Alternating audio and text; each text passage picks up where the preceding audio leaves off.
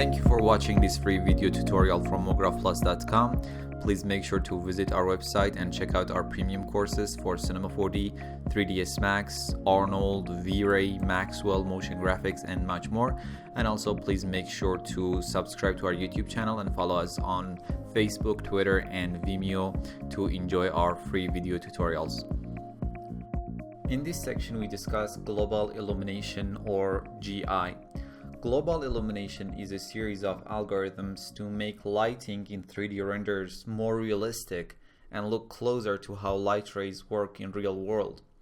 Without global illumination enabled in the settings, we could only get direct lighting, the light that directly comes from a light source. But when GI is enabled, those light rays won't be killed off when they hit the first surface point on their way from the light source. Like real world, those light rays start to bounce back and forth from those surfaces, and as those light rays hit a surface, they arrive with illumination and color information from the last surface point that they hit. But with each bounce, they lose some of that energy until, using the V-Ray settings, we tell the light rays to stop bouncing. Keep what I just explained in mind. Let's go to the scene and let's see what we have. As you can see, it's a fairly simple scene, and it's going to help us go through the very basics of global illumination concepts very easily. I have a V-Ray light on the ceiling, and that is our only light source in the scene. I have two cameras in the scene, and for the second one I have clipping planes enabled so we can see inside the room. Let's open up our frame buffer. In the first two render, global illumination, or GI, is disabled, so we are only dealing with direct lighting. And in the last two renders, GI is enabled, so we have both direct and indirect lighting. Let's select the render with GI off from our first camera.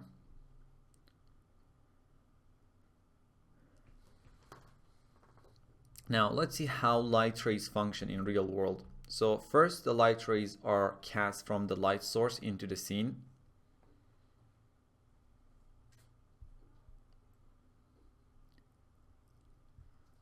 Those light rays travel until they hit a surface, and based on how bright the light source is and how far is the surface from the light source, the surface gets illuminated. When a specific light ray hits a surface, obviously it can't continue its path and we are gonna have shadows.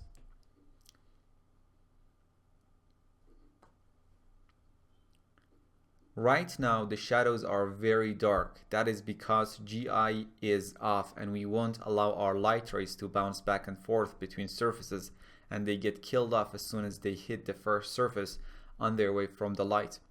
But as I mentioned in the introduction of this lesson, in real world, light rays aren't going to be killed off when they first hit a surface. They are going to bounce back between surfaces and transform information between them. When we enable GI, we allow the light rays to have this realistic behavior. Now if I load the render with GI on, we can see the shadows are a lot brighter. So let's draw some light rays here and see how this realistic behavior is happening in real world. We focus on this desk and chair here, and you can imagine the same scenario for the rest of the scene. So the light rays are cast from the light source in different directions. Obviously some rays hit the top of the desk and top of the chair, illuminate those surfaces and cast the shadows beneath them.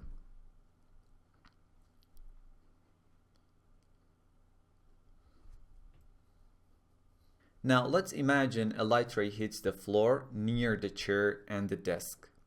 Now as we know, this ray is going to continue to bounce, and let's say in its first bounce it's going to hit under the chair and illuminate that surface a bit.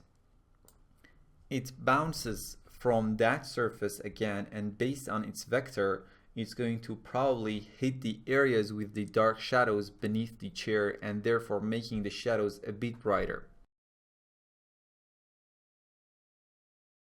Obviously, with each bounce, the ray is losing some of its energy. One of the fascinating things about GI is what we call color bleeding. As I mentioned, those light rays carrying both illumination information and color information. Now let's clear out these drawings. Let's say a light ray is cast from the light source and hits this red wall. We have GI on, so we expect the light to bounce and hit another surface. Now, based on the surface properties, this light ray might scatter into several rays and each one would continue to bounce in the scene. Let's say one of these rays bounces back and hit the ceiling near the wall. This ray now has some color information and has picked some red color from the wall. And when it hits the next surface, that surface is going to be a bit redder compared to before arriving this ray. If I right click here on this wall and take a look at the pixel information, we can see the red value is almost twice the green and blue values. You might ask, if this ray is having red information, why it's not turning the surface into a pure or a bit more obvious red color? Because first of all, this light ray is losing energy at each bounce, and the receiving surface has some surface properties, or might have some surface properties, that might block some of that information. Here in this render, we can see all the surfaces close to the red wall are redder, and the ones close to the green wall, or the ones facing it, are greener.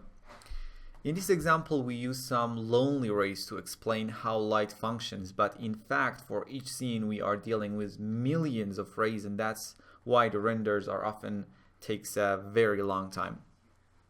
Now let's close our frame buffer and go to our render settings. Obviously in V-Ray, to enable global illumination and control its settings and its parameters, you have the GI tab, and you can check enable GI to get V-Ray to calculate GI for you.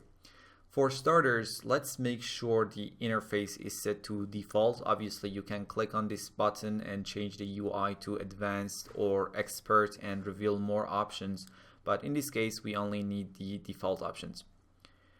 The first thing you notice is we have primary and secondary engines. Primary engine is calculating the first light bounce, and secondary engine calculates subsequent bounces. And obviously you can use different methods like irradiance map, light cache, and brute force to compute those light bounces. Now let's see how V-Ray uses these primary and secondary engines. Let me go to the second camera with GI on render. Our main camera is about here in the scene.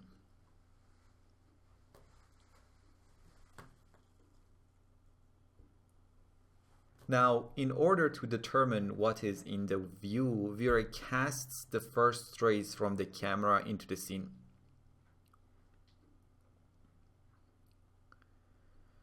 When a ray hits a surface, to determine whether that point is in illumination or in shadow, a ray which is called a shadow ray, let's use a black color for this ray, will be cast towards the light source. If there is no object or obstacle between that point and the light source, that point would be in direct illumination. But if there is an obstacle between that point and the light source, that point will be in shadow. Until now, we just determined the direct illumination, whether a point is in direct light or in shadow. Now it's time to calculate GI or indirect illumination. So let me just clear these drawings.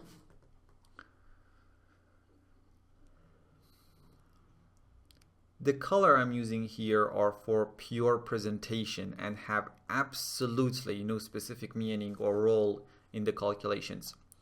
Now these green rays are cast from the camera, and when they hit a point on a surface, a sample will be created. That is what we call it, a GI sample. And let's imagine these samples are red.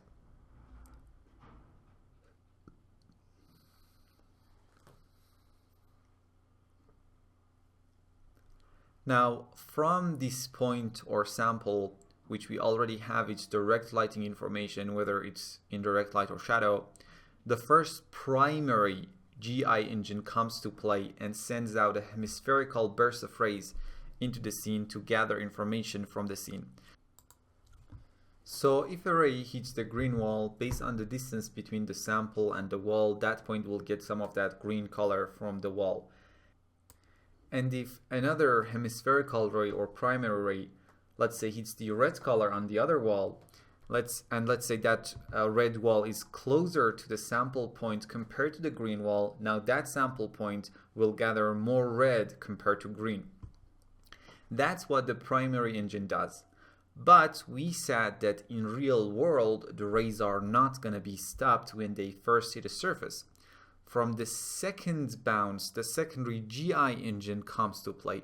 And from each primary ray, casts or bounces another ray, and that ray, which let's say is blue, will continue to bounce in the scene and transform information between points in the scene. The secondary engine will continue to bounce the rays in the scene and will stop based on the settings in the GI tab. So we can tell the secondary GI engines to bounce each ray for, let's say, 3 times in the scene. Obviously, the more we let the rays to bounce in the scene gets brighter and the final render would be more realistic. But as with each bounce the rays lose some energy, after a while they don't have any worthy contribution to the final lighting and rendering. So we can kill them off, and by doing so our render times will be more manageable and faster. Also, the first burst of rays, which is controlled by the primary engine, we can control how many rays it will cast into the scene from each samples in the settings window, which we'll discuss in the upcoming lessons. And we will discuss all of that and all of these engines and irradiance map, light cache, brute force in this section. Just wait for it. So that was an introduction to how light functions and what is direct and indirect lighting, what is GI, and how it works in V-Ray. From the next lesson, we start learning about different GI engines that we can use as our primary or secondary GI engines. See you in the next lesson. Thank you for watching this free video tutorial from MographPlus.com.